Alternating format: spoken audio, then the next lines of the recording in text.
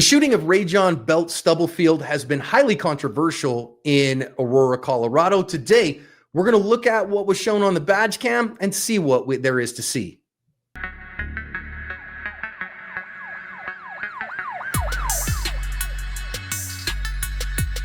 Hi, everyone. Welcome to today's research-informed badge cam lesson here at Active Self-Protection. I'm your host, John Correa. I'm your co-host, Mike Williver. Today's video comes to us from Aurora, Colorado.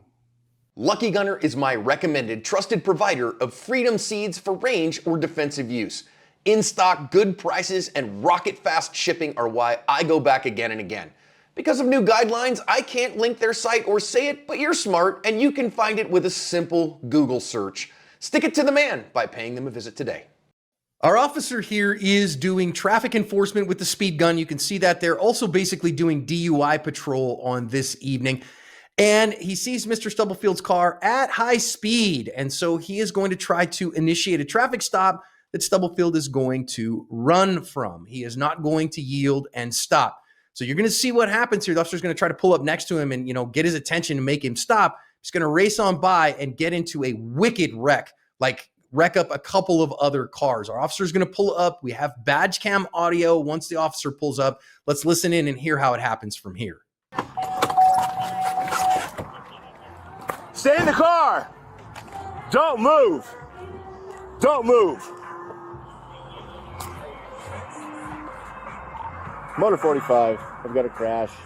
6th, just east of 225. Get a couple cars here now.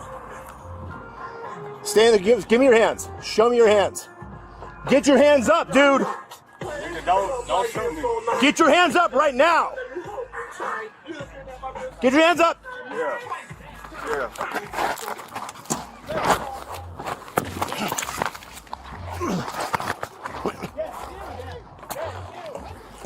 Get on the ground. Get on the ground. Get away from that motherfucking gun. Get on the ground now.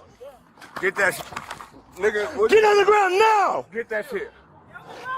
Get that shit. Get that shit. I'll shoot you. Get that shit. Get that shit. Dad, chill. No. Get that shit. No, Dad, chill. Get that shit.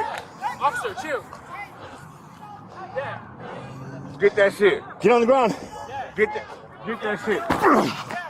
Get on the ground. Oh, yeah. Dad, chill. So, Dad. you ready for Dad, this? relax. You ready for this? Get on the ground. You ready for this? You ready for this, huh? You ready for this, huh? Get on the ground. You ready for this?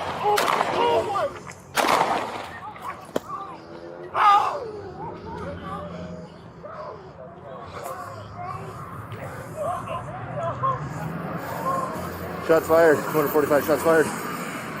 Give me some cars. Cruiser. Ambulance hot.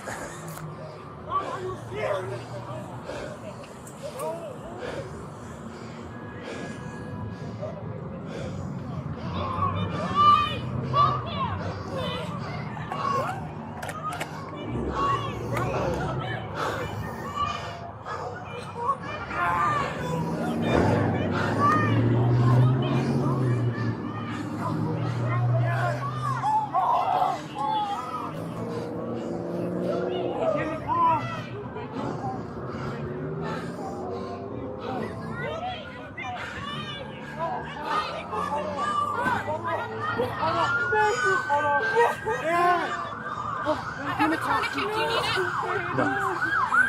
It's not a tourniquet kind of thing. Thank you.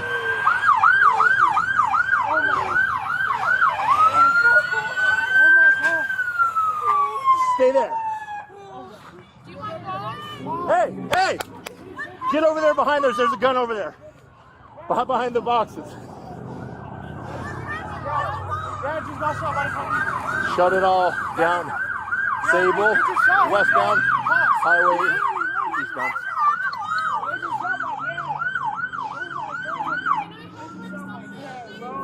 What? They just shot my dad. He didn't have no gun. Did you find that gun? He threw the gun. I got your red right here, bro. You got it? Okay. Oh my God, bro. Thank you. Yeah. This is a picture of the firearm that Stubblefield, when he got out of the car, you saw him kind of throw something. It was that gun that he threw. Those 3 shots that the officer fired proved to be fatal. This did cause quite a stir in the community. It still is causing quite a bit of consternation in the community. Our guy, Mr. Stubblefield, blew a point, or he didn't blow anything. His blood alcohol content was 0.237 after this. So he was very highly intoxicated at the time of his death. You know, Mike, you said in our pre-brief on this one that this is going to be a Rorschach test, and I do get that, but you know, I just wonder why people can't be more civil in the comments sometimes and discuss the issues without getting personal. Yeah, I mean, if you look at our comment section, half the time when it's a badge cam, we are either bootlicking statists or we hate the cops and want to abolish all police or whatever. And the fact is, we really do our best to call balls and strikes.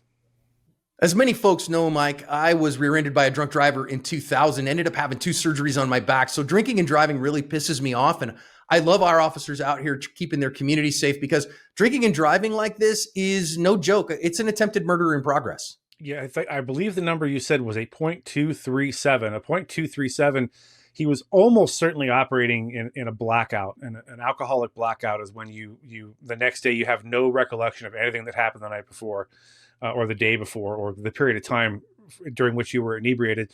And so it doesn't surprise me at all. This guy he shouldn't have been driving. He was speeding on top of being drunk. There's a very good chance that had this officer not attempted this traffic stop, he would have had an accident one way or another. So yeah, I concur. There's no excuse for DUI in the year of our Lord 2025 with Uber and all the other possible things you can do, calling a taxi. There's no excuse for it. So yeah. And I want to recognize here, he's running from a police officer who's making a lawful stop because the guy's speeding, and he caused a wreck. This is an aggravated assault against 2 different people, hit them with his car. This is, could easily cause great bodily injury to either of the 2 cars that he wrecked into. And so he's committed aggravated assault twice. These are felony level things. It's like felony level DUI. And the jerk who hit me in 2000 blew a 0.24. So I know exactly how drunk this is. And Mike is right. This is blackout, stumbling, stupid drunk. And there's no excuse for it. So as the officer gets out of the patrol car, and I see it, I see that people are going to be like, well, wait a minute, John, it feels like he, came in kind of max heavy at the very beginning. Well, given the totality of the circumstances, you're going to hear that from us a whole bunch in this video. Given the totality of the circumstances, seeing that, wait a minute, I just tried to pull this guy over and he fled. He caused a very bad wreck. I think he's drunk because of the way he's driving, and he's just caused a very serious collision. So is having a firearm out here, is this acceptable? Is this escalating the conflict? Well, to me, Mike, this is a felony level stop given these totality. So I don't really have a problem with him having a gun out here. Yeah, and I want to mention this before I forget. One of the other factors that perhaps precipitated the shooting is this officer now is dealing with this guy who's being non-compliant, and he has no idea how many people in these 2 or 3 vehicles that he struck who are potentially bleeding, potentially dying as we speak. Another reason we want to get this brought to a conclusion as quickly as possible, because he has no idea the condition of those people. As far as having a gun out, yeah, I 100% would have had a gun out at this point. I don't know that I would have been aimed in on the guy, but he just ran. He just caused an accident. He has a reason he's running away from the police. We don't know what that reason is. In this case, it's probably just he's drunk and knows he'll get arrested. We don't know that's the case. For all we know, he's just gotten done murdering, his girlfriend and her kid or something. We don't know what's going on here. So we want to have our gun out and ready in case this turns into something more than just a DUI running traffic stop. I do want to note here for the officer's part, again, I don't have a problem with him having the gun out, but recognize when you put a tool in your hand, you run the risk of tool fixation. And I do think there was a little bit of tool fixation here. That's very normal. It's human, okay? Human beings fixate on the tool in their hand. You've heard if the only tool you have is a hammer, you tend to treat every problem like it's a nail. That's very true, because whatever tool you have in your hand, you want to use that tool. So understand, officers, it's okay to put the gun back in the holster when it's the appropriate time to do so. So then that way you can, again, not just free your hands, but free your mind to think about other solutions. I'm going to say, I think at the end of things, given the totality, that this was justified, though not great, okay? But recognize that you can put that tool away. Now, I also want to say here, Mike, I want to be very clear that the fault in this entire incident lies with Rajon Belt-Stubblefield. He is the one who started this whole thing. He didn't have to drink and drive. He didn't have to, he didn't have to resist the officer. He didn't have to, ball up hands and try to throw punches at the officer. None of this had to happen. And again, if he is a good, sane, sober, moral, prudent person, none of this happens. So I want to put the onus right where it belongs. And it seems to me that he's got this idea of, oh no, I have a gun in the car. And he says to the officer, don't shoot me. And so he's going to get out and throw the gun away. And okay, drunken people do stupid stuff all the time, Mike, but that seems like beyond highly illogical stupid. The right answer is just don't touch it and don't do anything with it. And it shouldn't come into play. Yeah, we're kind of in the business a little bit of giving advice to crooks. Look, if you're out there doing illegal stuff and it involves a firearm, at no point during an interaction with law enforcement, whether it's a foot pursuit or something like this, at no point should you put hands on said firearm, because it's almost certainly will get you shot. That includes, grabbing a gun to throw it. The officer has no clue what your intentions are with that gun. Fortunately, at least initially, the officer did not shoot at him. But if there's a gun involved, this includes a private citizen. Like if you're being stopped by the police and you have a gun in your appendix, whatever you do, don't uncover it and put a hand towards it or whatever. It's just a bad idea all the way around. And that gun and the presence of that gun and the unknown status of gun or who has it will play a big part in this later on. And listen, wherever the gun is, just leave it there. Even if you are a felon running away from the cops with a gun in your pocket, just leave it in your pocket. If it's in your hand, God forbid, drop it. But otherwise, leave it alone. You're a private citizen and it's in the console. That's stupid, but leave it in the console. It's in a holster on your person. Just don't touch it. Don't mess with it. And again, give the officer both hands. Show him both hands with your palms splayed and fingers out.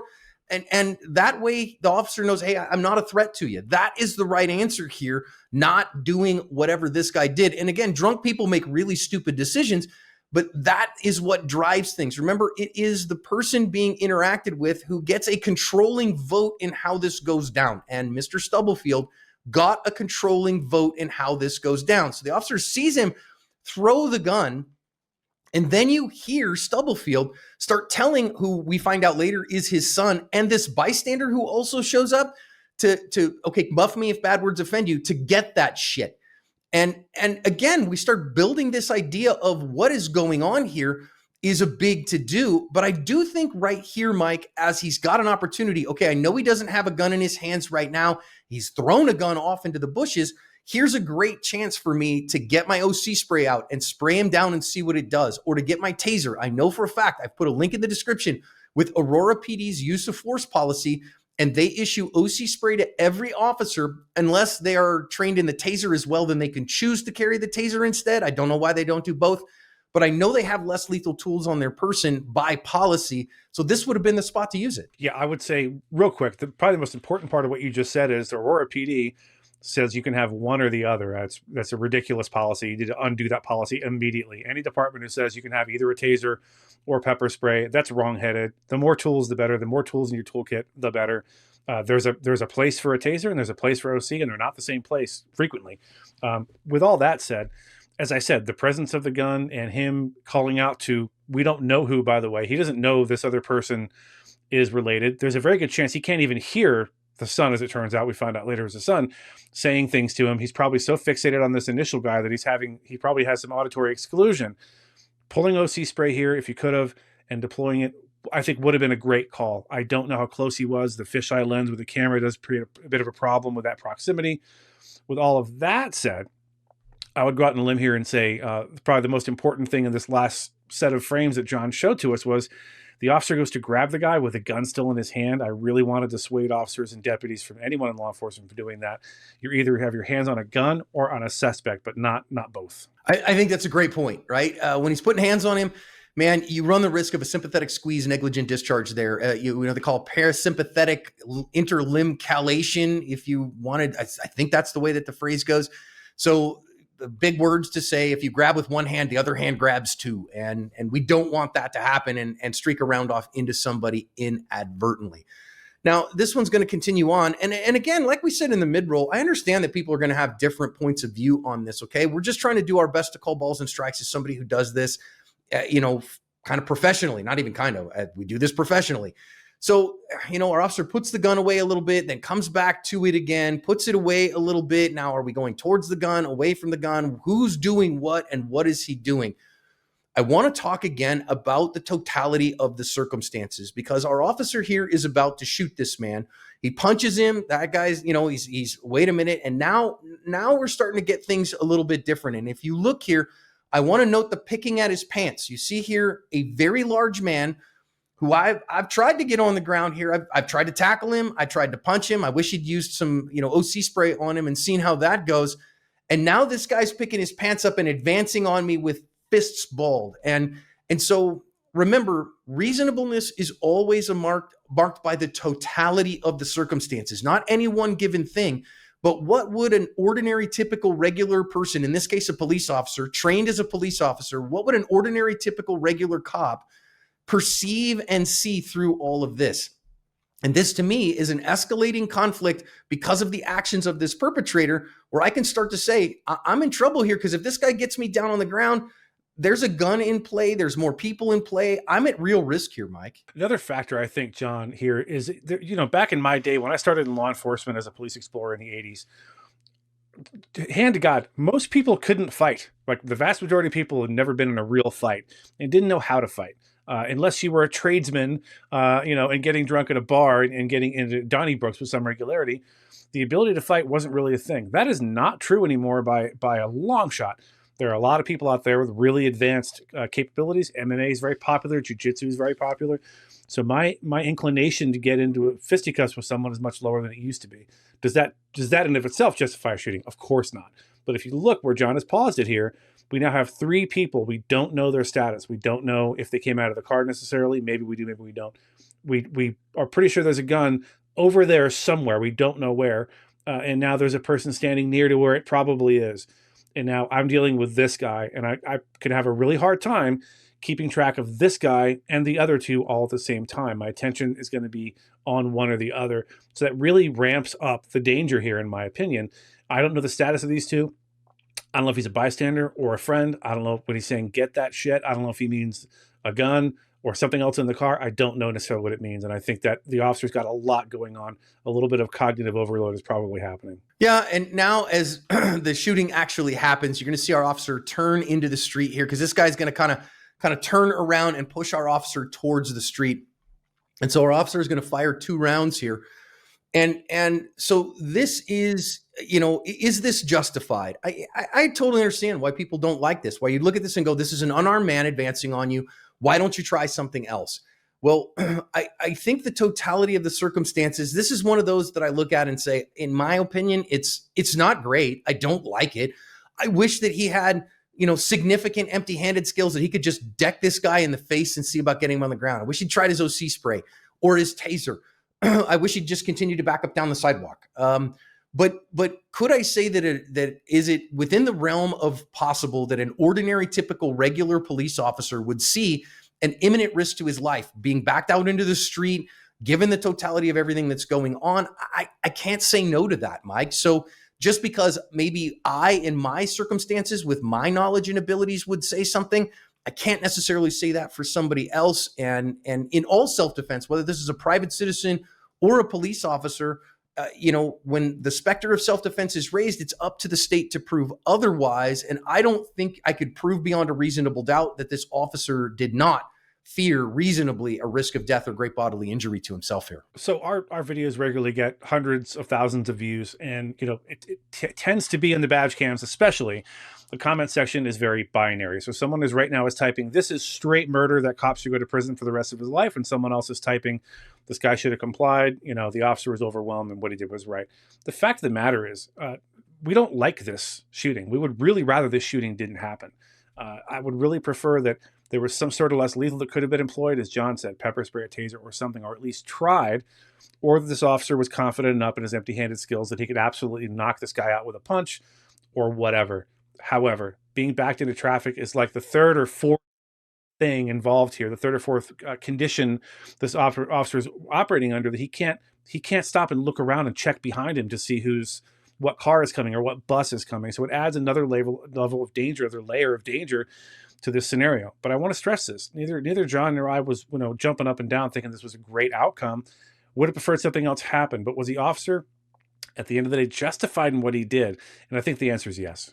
I really do. Now, I know that there's a good bit as well, not even necessarily about these first couple of shots, but about the third shot. So what you see here is 2 shots, a brief pause, and then a third shot. And I'm going to show you where the officer pauses briefly, and then a half second later, after the pause, he pulls the trigger a third time. And that third shot was a headshot that definitively ended this encounter. So what I want you to see here is after the first volley of 2, which this guy looks like he's a little bit ways away. Remember, the fisheye lens effect in a badge cam means this guy is a lot closer to the officer than you think. He's only probably 3-4 feet away from him at this point. He looks further away, but that's the fisheye lens. Now here, you see the officer, he fires twice, and then now he picks the gun up, and this is 0.5 seconds before he presses the trigger.